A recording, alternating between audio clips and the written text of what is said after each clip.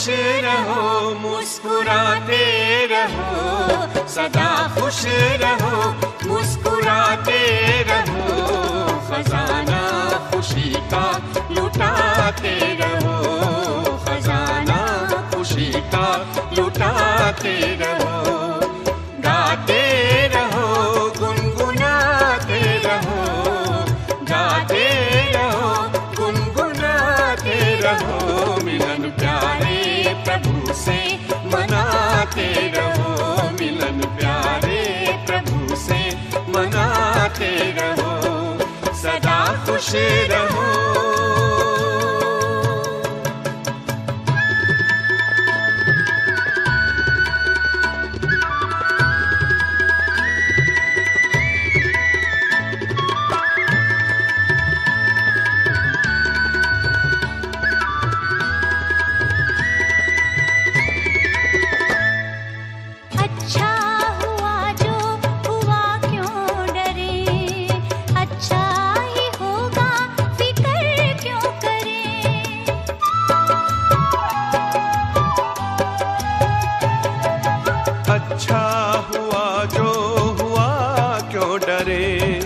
अच्छा ही होगा फिक्र क्यों करे, हर बात में सबका कल्याण है, हर बात में सबका कल्याण है, खुशी का मरम ये सुनाते रहो, सदा खुश रहो, मुस्कुराते रहो, खजाना खुशी का लुटाते रहो, सदा खुश रहो।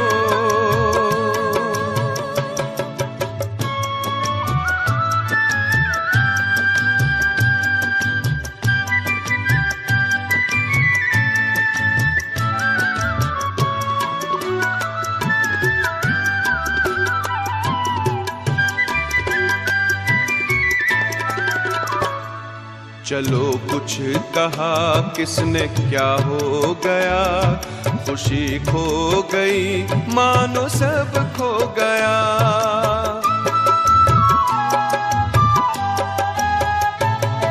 चलो कुछ कहा किसने क्या हो गया, खुशी खो गई मानो सब खो गया।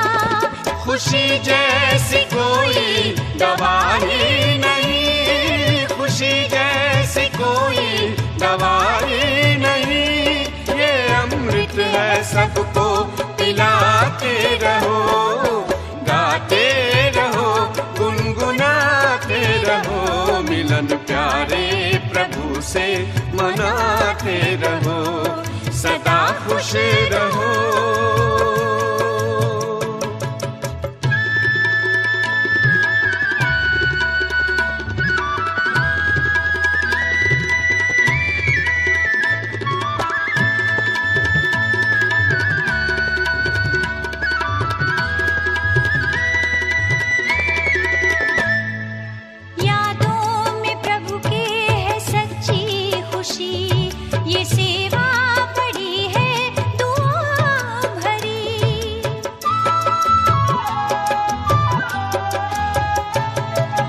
यादों में प्रभु के है सच्ची खुशी, ये सेवा बड़ी है दुआओं भरी, ये मुस्कान वरदान भगवान का, ये मुस्कान वरदान भगवान का।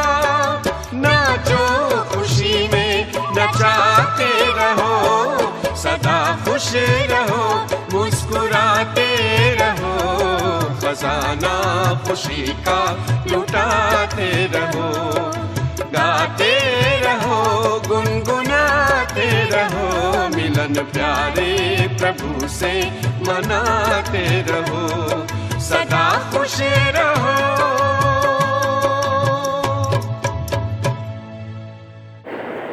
ओम शांति, ओम शांति, ओम शांति। आज 24 असार 2078 बिहिबार बाबाको साकार मुरली। मुरलीको मुख्य सारमा बाबा भन्नुहुन्छ, मिठे बच्चे, सारा दुनियाँमा तिमी जस्तो भाग्यमानी कोही छैन। सारा दुनियाँमा तिमी जस्तो भाग्यमानी कोही छैन। तिमी हो राज ऋषि। तिमीले राजाईको लागि राजयोग सिकिरहेका छौ। तिमी हो राज ऋषि। तिमीले राजाईको लागि राजयोग सिकिरहेका छौ।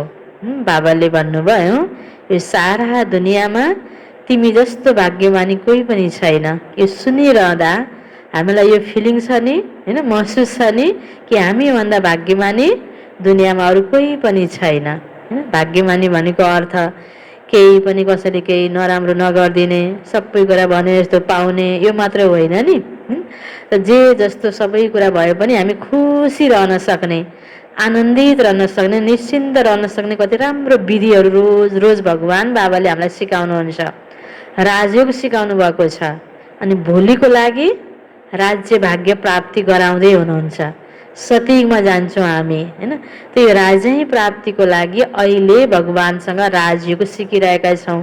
अहिलेको जीवन ऋषि जीवन, त्यागी तपस्वी जीवन, भोलिको जीवन राजै जीवन, राजा राज्य भाग्य प्राप्तिको जीवन। यो स्मृतिमा हामी राख्छौँ भने कति ठुलो भाग्य। भगवानले हामीलाई राजा बनाउनको लागि योग सिकाइरहनु भएको छ। यसरी हामीले सोच आफूलाई दियौँ भने अनि सानातिना झिना मसिना कुराहरूले, व्यक्ति वस्तुका प्रभावमा आइपरेका छिटाहरूले हामीलाई, हाम्रो मनलाई फोहोरी बनाउन सक्दैन, मनलाई दुखी गराउन सक्दैन। हामी सदा खुसीमा हुन्छौँ।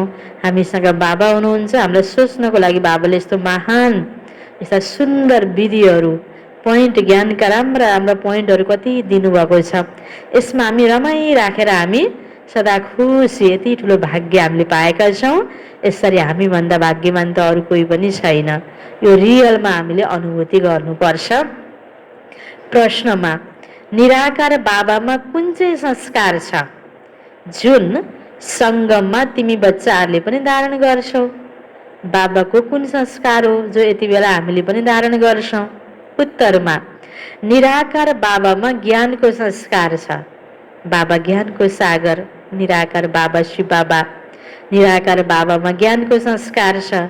उहाँले तिमीलाई ज्ञान सुनाएर पतितबाट पावन बनाउनुहुन्छ। त्यसैले उहाँलाई ज्ञानका सागर, पतित पावन भनिन्छ। तिमी बच्चाहरूले पनि अहिले त्यो संस्कार धारण गर्छौ जो बाबासँग सुनेका छौँ। यो ज्ञान, यो ईश्वरीय सन्देश हामीले अरू आत्मालाई पनि दिन्छौँ, अरूलाई पनि ज्ञान दिन्छौँ, जसले ज्ञान सुनेर बाबासँग सम्बन्ध जोडेर आफूलाई पावन बनाउन सक्छन्। यति बेला बाबाको यो संस्कार हामीले पनि धारण गर्दैछौँ, होइन। बाबा भन्नुहुन्छ, तिमी बच्चाहरूले पनि अहिले यो संस्कार धारण गर्छौ। तिमीले नसाका साथ भन्छौ। के भन्छौ? नसाका साथ। हामीलाई भगवानले पढाउनुहुन्छ, हामीले उहाँसँग सुनेर सुनाउँछौँ। यो जो ज्ञान दिइरहेका छौँ नि, हामीले आफ्नो ज्ञान दिएका छैनौँ, भगवानको ज्ञान दिइरहेका छौँ। भगवान बाबाले यसो भन्नुहुन्छ, होइन। त्यसरी हामीले भगवानको परिचय, भगवानले दिएको ज्ञान हामीले अरूलाई बाँटिरहेका छौँ प्रसादको रूपमा। भगवानबाट हामी दिनहुँ सुन्छौँ यो मुरलीको माध्यमले, अनि अनेक आत्मालाई फेरि विभिन्न माध्यमले हामीले दिन्छौँ यो ज्ञान, होइन। यसरी हामीले बाबासँग सुनेर, भगवानसँग सुनेर हामीले अरूलाई सुनाउँछौँ। गीत छ, आखिर वह दिन आया आज। ओम शान्ति। मिठे मिठे रुहानी बच्चाहरूले यो गीत सुन्यो। यो महिमा कसको हो? एक बाबाको। शिवाय नमः। सबैभन्दा उच्च भगवान हुनुहुन्छ नि। बच्चाहरूले जानेका छन् उहाँ हाम्रा पिता हुनुहुन्छ। यस्तो होइन, हामी सबै पिता हौँ। गायन पनि गर्छौँ। सारा दुनियाँ ब्रदरहुड, सन्यासी अथवा विद्वानहरूको भनाइअनुसार ईश्वरलाई सर्वव्यापी भन्नाले त ब्रदरहुड हुन्छ त, विश्व बन्धुत्वको भावना जाग्छ त, फादरहुड भयो नि, होइन। यो त फेरि पितै पिता भयो, आपसमा भाइ भाइ त भएन नि। विश्व बन्धुत्व त हिन्दू, मुस्लिम, सिख, इसाई, जोसुकै जाति धर्मको भए पनि आपसमा भाइ भाइ भने जो, होइन, सोच पैदा गर्नको लागि नारा त लगाइन्छ नि। तर यो कुन नाताले त? एक परम पिता परमात्माको सन्तान भएको नाताले हो। पिता परम पिता एक हुनुहुन्छ, परमधामको निवासी हामी आत्माहरू यहाँ छौँ। बाबा सबैभित्र व्यापक हुनुहुन्न। सबैभित्र बाबा भयो भने त, सबै शरीरभित्र ईश्वर ईश्वर भयो भने त ईश्वर ईश्वर होइन बाबा भन्नुहुन्छ। यो त फेरि फादरहुड हुन जान्छ। ब्रदर हुनाले त पिता त सिद्ध हुन्छ नै, जसबाट वर्षा मिल्छ। फादरहुड हो भने त फेरि वर्षाको कुरै छैन। त्योभन्दा माथि कसले वर्षा दिने त फेरि? बच्चाहरूलाई थाहा छ हामी सबै आत्माहरूको बाबा एक हुनुहुन्छ। उहाँलाई भनिन्छ नै विश्वका परम पिता। विश्वमा को छ? सबै ब्रदर्स छन्, अर्थात् आत्माहरू छन्। आत्मा भाइ भाइ सबैका गड फादर एक हुनुहुन्छ। सबै आत्माहरू एक गड फादरको सन्तान, परम पिता परमात्माको सन्तान, आत्मिक रूपमा सबै भाइ भाइ। उनै पितालाई सबैले प्रार्थना गर्छन्। एकको नै वन्दना वा पूजा हुनुपर्छ, त्यो हुन्छ शतप्रधान पूजा। भक्ति जब सुरु भयो, जब एउटै शिवको पूजा हुन्थ्यो, शिवलिङ्गको स्थापना गरेर एउटैको पूजा गर्नु, अर्थसहित पूजा गर्नु, जानेर चिनेर पूजा गर्नु, एकको पूजा गर्नु, त्यो अव्यभिचारी होइन शतप्रधान पूजा। यो पनि सम्झाइएको छ। ज्ञान, भक्ति, वैराग्य। बाबाले ज्ञान दिनुहुन्छ सद्गतिको लागि। सद्गति भनिन्छ जीवन मुक्ति धामलाई। सत्ययुग दुनियाँमा जानु, जीवन मुक्ति धाम अर्थात् सत्ययुग, मुक्तिधाम अर्थात् परमधाम, आत्माको घर। यो आत्माले बुद्धिमा धारण गर्नुपर्छ। हाम्रो घर शान्ति धाम हो, त्यसलाई मुक्तिधाम, निर्वाण धाम पनि भनिन्छ। आत्माको घरको अनेक नाम छ होइन। मुक्त अवस्थामा आत्मा बस्ने हुनाले मुक्तिधाम बनियो। त्यहाँ बाणी हुँदैन। जब आत्मा शरीरमा आउँछ तब त बोल्ने हो, आवाज उच्चारण हुन्छ। त आत्मा मात्रै बसेपछि त्यहाँ बाणी हुँदैन। बाणी भन्दा परको स्थान होइन, त्यो के भयो त? निर्वाण धाम भयो। त्यस्तै बाबा भन्नुहुन्छ त्यो शान्ति धाम हो, किन? आवाज छैन त शान्तै छ त्यहाँ। यसरी सबैभन्दा पर टाढाको लोक भयो यो दुनियाँको लोकहरू भन्दा माथि होइन। परलोक धेरै नामहरू छ। ब्रह्म तत्त्वले घेरेको हुनाले ब्रह्मलोक पनि भनिन्छ त्यसलाई, पार निर्वाण धाम भनिन्छ। यसरी यो अनेक नाम छ। त्यो हो आत्माको घर। सबैभन्दा श्रेष्ठ नाम हो शान्तिधाम। यहाँ त कर्म इन्द्रियहरू भएको कारणले आत्मा आवाजमा हुन्छ, बोल्नुपर्छ, सूक्ष्म वतनमा हुन्छ, केवल इसारा। इसाराले कुरा हुन्छ, आवाज हुँदैन सूक्ष्म लोकमा।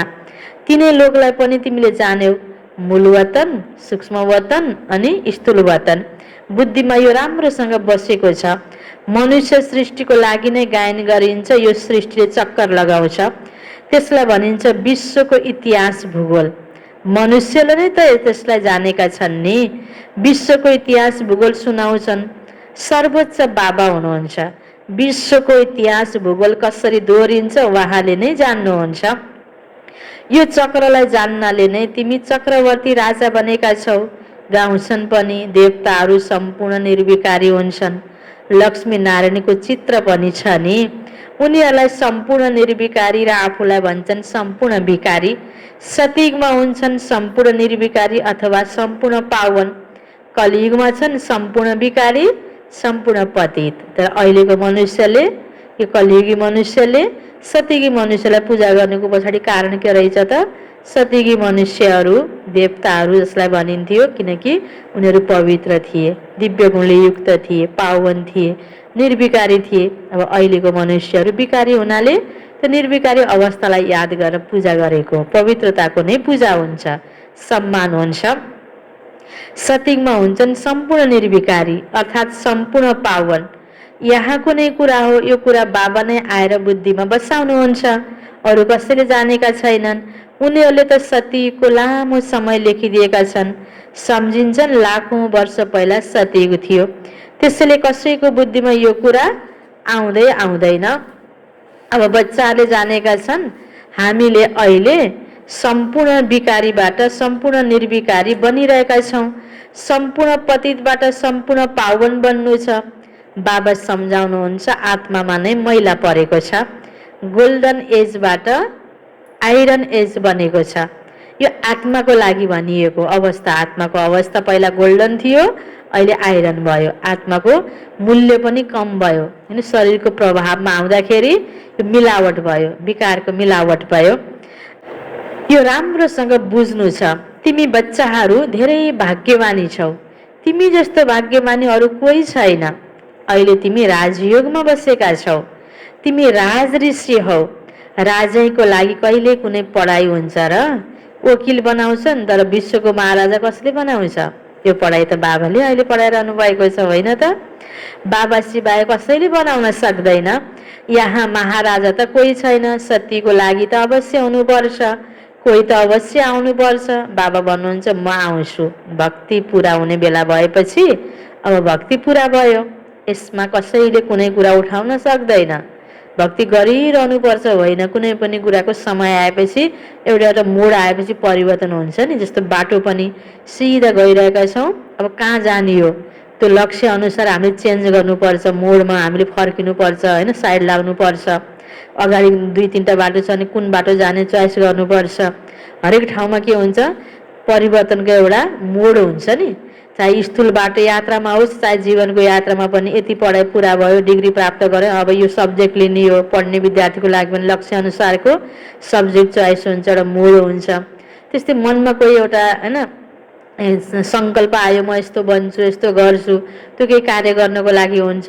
यस्तो नियमित दैनिक दिनचर्यामा पनि हामीले होइन खाना खान्छौँ, खाइ मात्र राख्दैनौँ, अफिस जान्छौँ, गइ मात्र राख्दैनौँ, फर्केर आउँछौँ। फेरि विभिन्न प्रकारको आफ्नो कारोबारसँग सम्बन्धित धेरै कार्यहरू गर्नुपर्ने हुन्छ। समयअनुसार त्यो चेन्ज हुन्छ। खेती गर्ने बेलामा खेती, भित्राउने बेलामा भित्राउने, होइन यसरी हरेक कुरा के हुन्छ, परिवर्तनशील छ। यो समय परिवर्तनशील छ र यो समयअनुसार समयमा संसारमा सबै कुराहरू परिवर्तनशील छन्। सबैको एउटा मोड हुन्छ, सधैँ एउटै हुँदैन।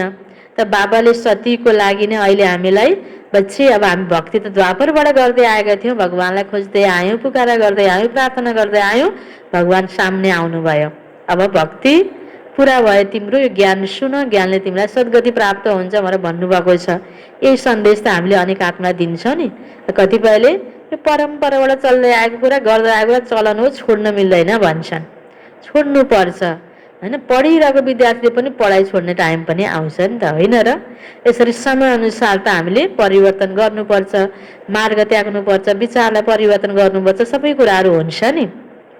गरिरहेको कुरा गरिराख्ने त केही पनि कुरा छैन, केही कामै छैन संसारमा। हेरौँ त हरेक कुरा हामीले निरन्तर गर्छौँ त गर्दैनौँ नि, चेन्ज हुनै पर्छ। हामीले आफ्नो मानसिकतालाई चेन्ज गर्नुपर्छ। भगवान् स्वयं भन्नुहुन्छ, बच्ची अब तिम्रो भक्ति पुरा भयो, यसमा कसैले कुनै कुरा उठाउन सक्दैन। हामीलाई बाबा बसेर पढाउनुहुन्छ, यो नशा हुनुपर्छ। हामी आत्माहरूलाई निराकार बाबा परमपिता परमात्मा शिवले पढाउनुहुन्छ। शिवलाई त कसैले चिन्दै चिनेका छैनन्। अब तिमी बच्चाहरूलाई थाहा छ बाबाले फेरि स्वर्गको राजा स्थापना गरिरहनु भएको छ।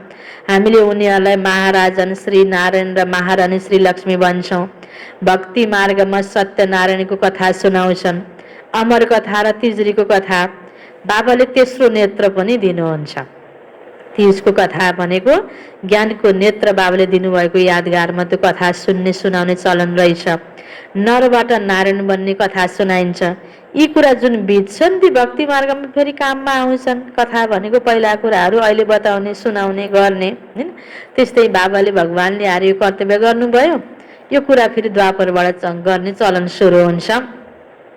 भगवान् त स्वर्गका रचयिता हुनुहुन्छ नि। हामी भगवान्का सन्तान हौँ भने हामी स्वर्गमा किन छैनौँ? अहिले तिमी बच्चाहरूलाई थाहा छ बाबाले हामीलाई स्वर्गको मालिक बनाउनुहुन्छ। हामी हकदार हौँ। परमपिता परमात्माले त नयाँ दुनियाँ रचना गर्नुहुन्छ। पुरानो दुनियाँ भगवान्ले कहाँ रच्नुहुन्छ र? पहिला नयाँ दुनियाँ बनाउनुहुन्छ, त्यसपछि फेरि पुरानोलाई तोड्नुहुन्छ। तिमीलाई थाहा छ हामीले सतीको लागि राज्य लिइरहेका छौँ। यो पढाइ पढिरहनु, पवित्रता धारण गर्नु, बाबाले भने जस्तो पुरुषार्थ गर्नु, यो सबै के हो त? सतीको राज्य लिनेको प्रोसेस हो नि। सतीको राज्य लिइरहेका छौँ। सतीमा को हुन्छन्? यिनी लक्ष्मी नारायणको राजधानी हुन्छ। अरू पनि त राजाहरू हुन्छन् नि, जसको निशानी हो विजयमाला। बच्चाहरूले जानेका छन्। अहिले हामीले विजयमालामा आउनको लागि पुरुषार्थ गरिरहेका छौँ। दुनियाँमा मालाको अर्थ कसैले पनि जानेको छैन। यो किन पुजिन्छ, माथि फुल किन राखेको हो, होइन? मालामा माला जब त फुल आउँछ अनि नमस्ते गरेर फेरि जप्न थाल्छन्। बसेर माला जपिरहन्छन्। कतै बाहिर ख्याल नजाओस् भनेर भित्र राम रामको धुन लगाउँछन्। मानौ बाजा बजिरहेको छ, धेरै अभ्यास गर्छन् होइन। माला त जप्दै आयौँ, त त्यो माला भनेको यसरी पवित्र आत्माहरूको यादगारमा बनेको रहेछ नि होइन। त्यो मालाको आखिर माथिको फुल भनेको को रहेछ? शिव बाबा हुनुहुँदो रहेछ। यो मालाको दानाको अर्थ पनि बाबाले यसरी बताउनु भयो नि यहाँ। यी सबै हुन् भक्ति मार्गका कुरा। धेरै भक्ति गर्नेले कुनै विकर्म गर्दैनन्। धेरै भक्ति गर्नेको लागि सम्झिन्छ यी सत्यवादी होलान्। मन्दिरमा माला राखेको हुन्छ, माला जप्दै मुखले राम राम भनिरहन्छन्। धेरै मानिसहरूले सम्झिन्छन् भक्तिमा पाप हुँदैन, भन्छन् नौदा भक्तिद्वारा मनुष्य मुक्त हुन्छ। तर केही पनि होइन, यो एउटा नाटक हो। त्यसमा सतो प्रधान, सतो रजो तमोमा सबैलाई आउनु नै छ, फर्केर एउटालाई पनि जानु छैन। जसरी माथि धेरै ठाउँ खाली हुन्छ, त्यसै गरी यहाँ पनि धेरै ठाउँ खाली हुन्छ। दिल्लीको छेउछाउ सफा नदीको नजिकै राजधानी हुन्छ, समुद्र नजिक हुँदैन। यी मुम्बई आदि हुँदैनन्। त्यो त पहिला माछा मार्ने ठाउँ थियो, जाल हान्नेहरू त्यहाँ रहन्थे। अहिले त समुद्रलाई कति सुकाएका छन्, कति धेरै बस्ती बस्यो होइन। घुम्नको लागि मान्छे जान्छन् बम्बई होइन, त्यो समुद्रको त्यो होइन किनारको आनन्द लिन जान्छन्। बाबा भन्नुहुन्छ सतयुगमा थिएन, सतयुगमा यहाँ थोरै जनसङ्ख्या हुनाले धेरै ठाउँ खाली हुन्थ्यो। अब अहिले मान्छेलाई बस्नको लागि कति सानो सानो घडेरी लिएर त्यसले पनि पुगेन, तलका तल थपेर व्यक्ति बसिरहेका छन् नि। त्यहाँ सतयुगमा धेरै ठाउँ खाली हुन्छ। र बाबा भन्नुहुन्छ जसरी भक्तिमा भावना छ, नौदा भक्ति गऱ्यो भने मुक्ति प्राप्त हुन्छ।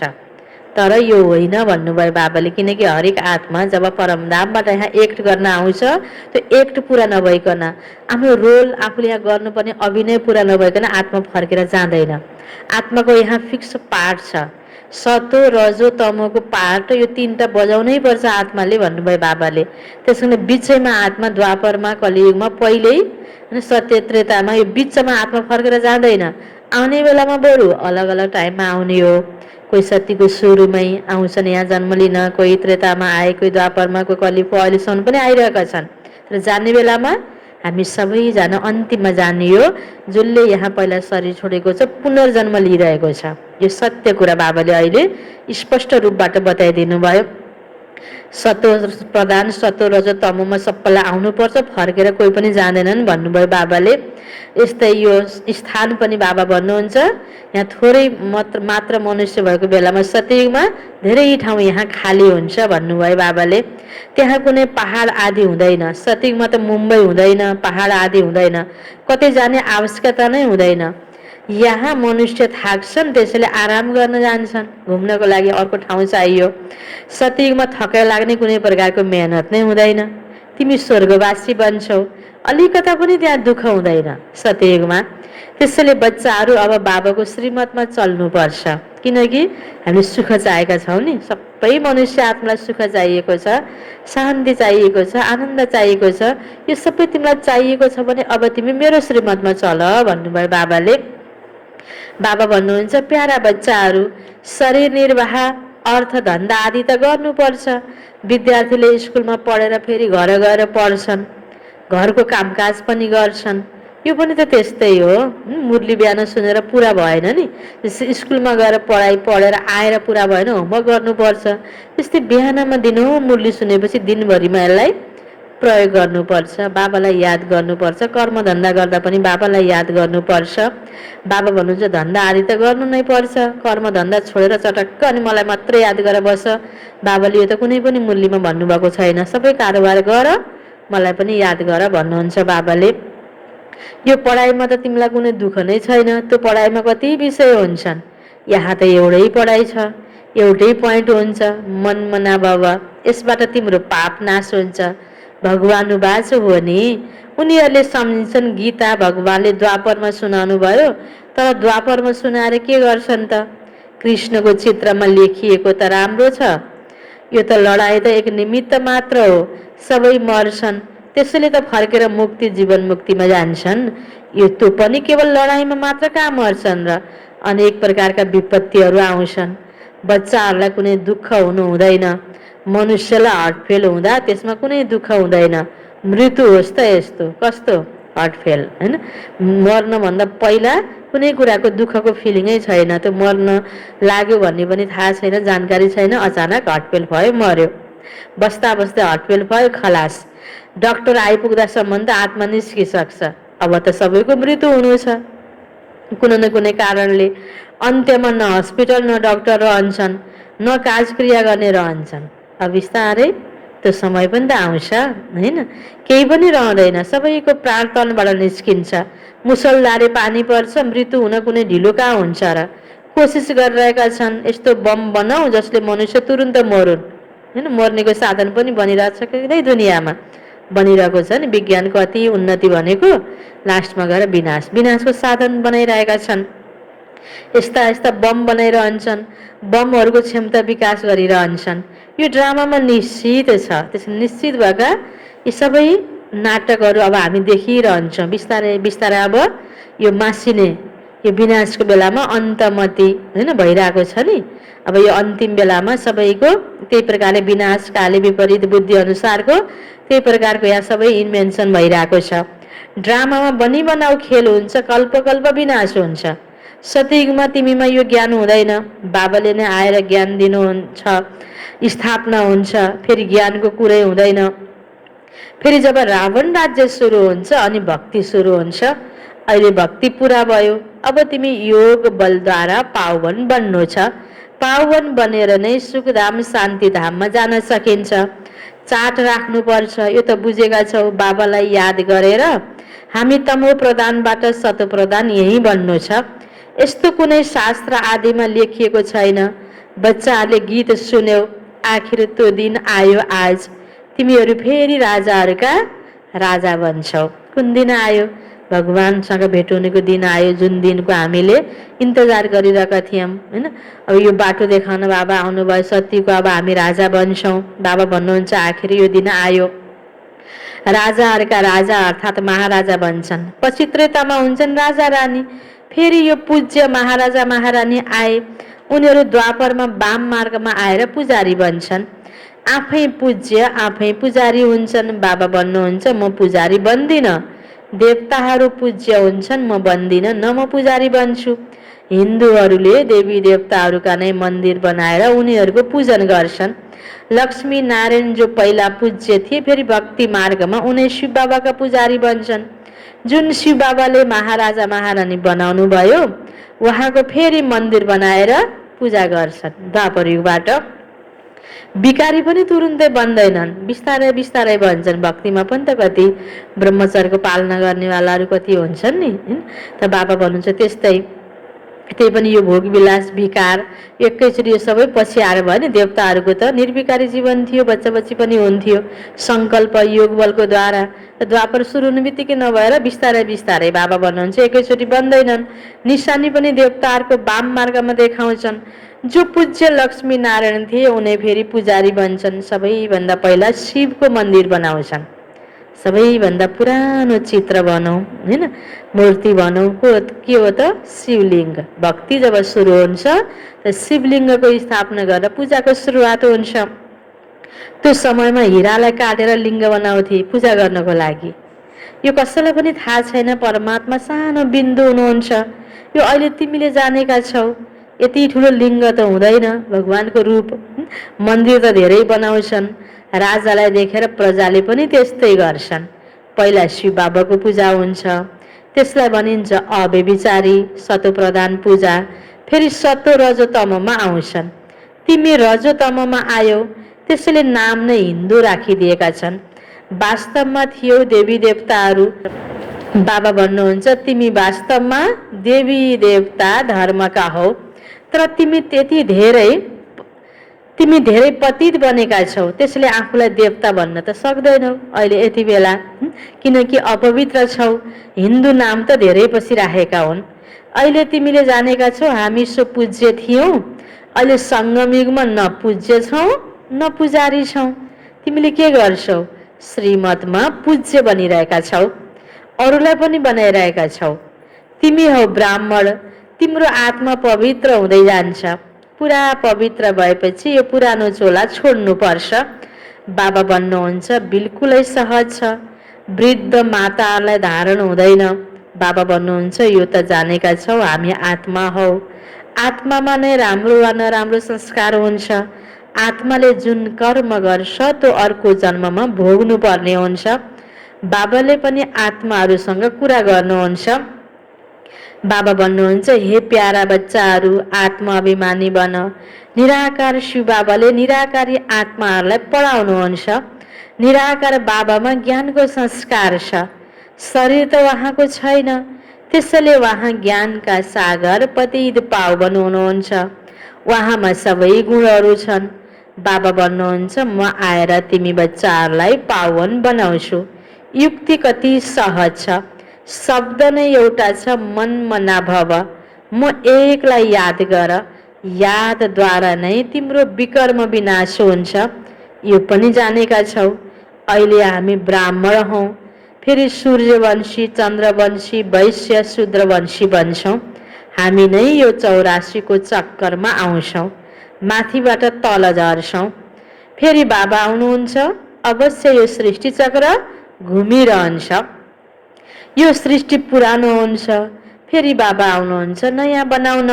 यो त बुद्धिमा बस्छ नि, यो चक्र बुद्धिमा घुमिरहनु पर्छ। अहिले तिमी स्वदर्शन चक्रधारी बन्छौ, जसबाट फेरि गएर चक्रवर्ती राजा बन्छौ।